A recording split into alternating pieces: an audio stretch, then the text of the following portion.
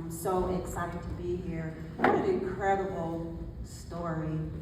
What an incredible story. I'm like, how do I come behind that incredible story? But thank you for sharing that and having the vulnerability to share that with us today. I'm going to come from a different angle. I'm going to do a little storytelling about my experience with working with a group of amazing young girls, teaching them about AI and how I got there. Here's how it started. I woke up at 5 a.m. one morning to an email. And the email said that the job that you have at this big tech company, which I'm not going to call the tech company's name, tells me that my job is eliminated, that I no longer have the passion project that I was working on. Not only did I not have my job, but in that moment, my insecurities creeped in. I began to think about how am I going to make it from here? What's going to happen next? What do I do with this lemon that has just been handed to me? We all have a choice when we're handed a lemon. We can either squeeze the lemon or we can sit in the lemon. It can become a point of disappointment or we can seize the opportunity. I chose to squeeze the lemon. And that single decision began to reshape everything in my life and everything that was happening around me. Because sometimes adversity becomes the very platform for your purpose and what you're called to do when you choose to squeeze the moment, sip the wisdom, and what I call start a lemonade stand. Here's the thing. Lemon moments deserve leadership of your life. We can't always control what's handed to us, but we certainly have control over what we make from the things that are handed to us. So I got the squeezing. As the director of STEM for Women in Technology, I had an opportunity to meet some incredible people like Meg and others that are here this morning that helped me to support putting together a Girls Who Tech program that was started by my great friend Jamana Rahim, who's sitting out here this morning as well. Jamana and I built a vision that became a movement for the future of AI.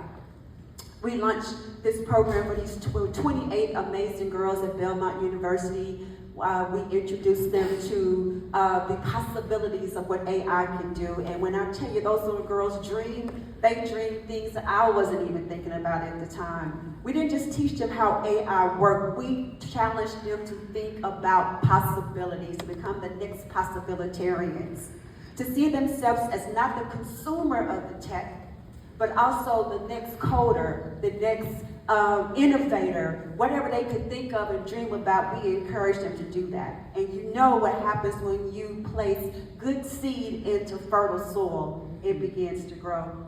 Our little AI project, I'm gonna call it little right now, it caught the eye of a leader at Amazon who saw the good work that we were doing and approached us and said, hey, would you be interested in applying for Amazon's ID&E grant? And I was like, yeah, why not? I don't work, so I have plenty of time to fill out a grant. So we did, and we won. And from there, Jamana and I put together a program for 14 girls that was very strategic of 12 weeks. Those girls were placed into like a boot camp, and they did this in addition to their schoolwork during the week. They learned coding, Python. They were in live labs. They learned about vectors and hallucinations. They learned all the basics of AI, and they also learned how to stand before an audience and present these amazing skills.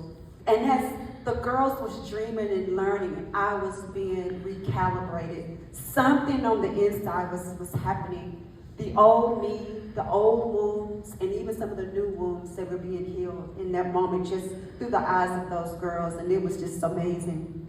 The work that we did for Amazon, we thought it was coming to an end, and we caught the eye of the Nashville Technology Council at this time, who encouraged us to apply for the Technology for Good, Community Good award that they give out on an annual basis. So we sat down, a team of us, it was 3 of us, Jamana and myself, and another colleague from Amazon. We sat down and we filled out this application knowing that there was a possibility that we would win, it was a possibility that we lose, but in that moment we chose to be possibilitarians. If anybody can do this, we can, because we had came through so much adversity. That 11-month hiatus from not working did more than just give me time off. It gave me a time to reapply myself and to retool myself and to look at applied technology in its actual form and community, driven by strong leadership and innovation that was totally rooted in value. It was the values that we set before those girls.